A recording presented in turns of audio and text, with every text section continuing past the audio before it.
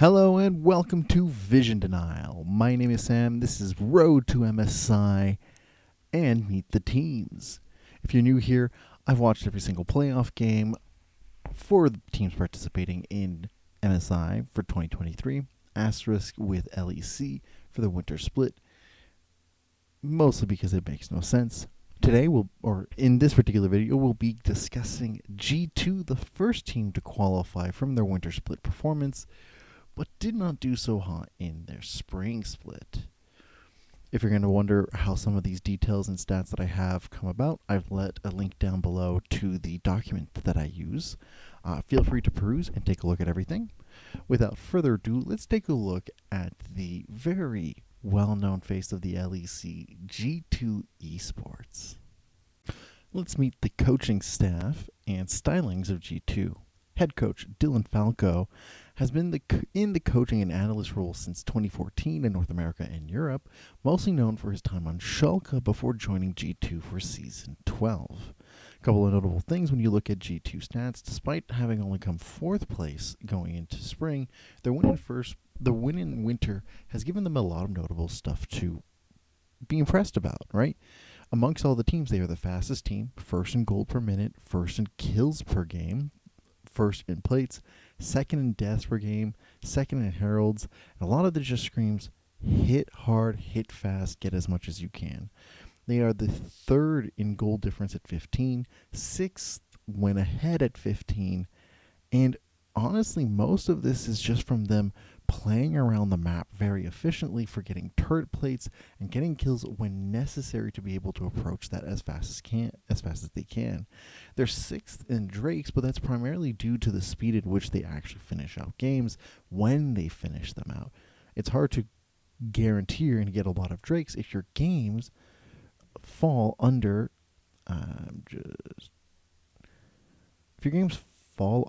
consistently 29 minutes, you're not going to get a lot of Drakes. Let's meet G2's top laner, Broken Blade. This Turkish player is best known for his time on TSM and Schalke before joining G2 in Season 12. Also one of the few players to have won titles in both the LCS and LEC. Amongst other top laners, he's fairly stand out. 3rd in KDA, 4th in gold per minute, 5th in damage, 5th in kill participation, 2nd in kill share, and 3rd in terms of the champion pool, really above average across the board. His CS per minute being the only thing that's a little bit wonky, he still manages to find time to play with his team, creating space when needed for these team fights, especially with their heavy early game neutral objective and turret taking approach, while staying a sideline threat regardless. He should have no problem contesting and going toe-to-toe with anyone at MSI. There should be no concerns about his approach to the game. Let's meet the jungler for G2 Esports. Yike, or Yikey. I'm not sure how to say this name. Spent nearly 3 years in various European circuits before being picked up by G2 for Season 13. And honestly, for good reasons. This man is stacked. Amongst every jungler, he places first in everything except for kill participation.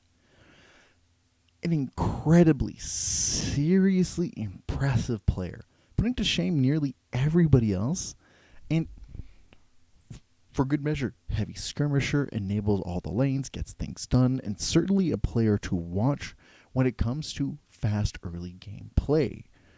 And this comes to a head because G2 still has their late game hiccups. When it gets to the point where they have all their leads, closing out the game is not quite there. So it's just a hope to see if Yaki's early game influences can still translate to finish these games quick enough. Let's meet the mid laner of G2, Caps. Making his debut with Fnatic and having been a part of G2 since Season 9, Caps is a mainstay of the organization. Looking amongst his stats with the different mid laners going into MSI, he is fairly underwhelming. last in KDA, 12th in CS per minute, last in damage, last in kill participation. Fairly decent in gold per minute, but 10th in kill share, 11th in gold share, but first in champion pool, having the widest champion pool amongst mid laners.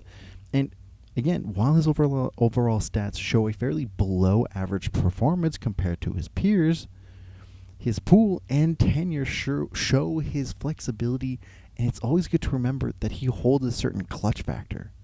But it's that very same clutch factor that he holds on to that causes him to leap into situations that tend to hurt him or his team in the long run. So who knows, maybe his clutch will come in or he'll just flop. Let's meet G2's bot laner, Hans Sama. Starting in Season 6, mostly known for his time on Misfits, Rogues, and Team Liquid before joining G2 for Season 13. Amongst his contemporaries, he seems rather underwhelming. Last in damage per minute, kill participation, kill share, 12th in gold share, 10th in CS per minute, only coming about average in KDA and gold per minute. His saving grace here is his flexibility. This player holds a lot of tenure, flexibility, and clutch factor. But when we're really being honest on the situation, he comes into the same boat as his teammates as being someone who on the surface looks good, but when you dig deep down into what he's got going, it's a little underwhelming. We'll see if he's able to keep up with some of his contemporaries, or if this has just looked more like his time in spring. Let's meet G2's support player, Mickey X. Fans of G2 are really familiar with this support player, starting in Season 9 only to briefly move to XL for Season 12 and returning to G2 for Season 13.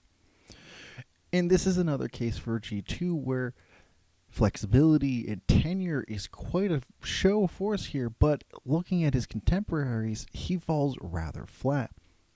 12th in KDA, 12th in kill participation, 7th in kill share. He's very aggressive and is willing to take kills, which is not always great for the gold distribution of his team.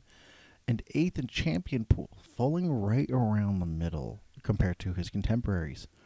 His team, and with his lead, placed top half for vision control around 5th and about 9th in vision denial. Honestly, the tenure and flexibility still shows here, with especially, however, vision control thought out and placed, but we wind up with a team that has a quick control of an area but doesn't do their due diligence to avoid collapse or any form of contesting against them. So my overall thoughts with G2. Honestly, we have a team here that I really want to like. But seeing the stats and their gameplay over time, the qualification that they had in winter does not help them at all, and was honestly premature and not a great choice. I've repeated this on this channel previously.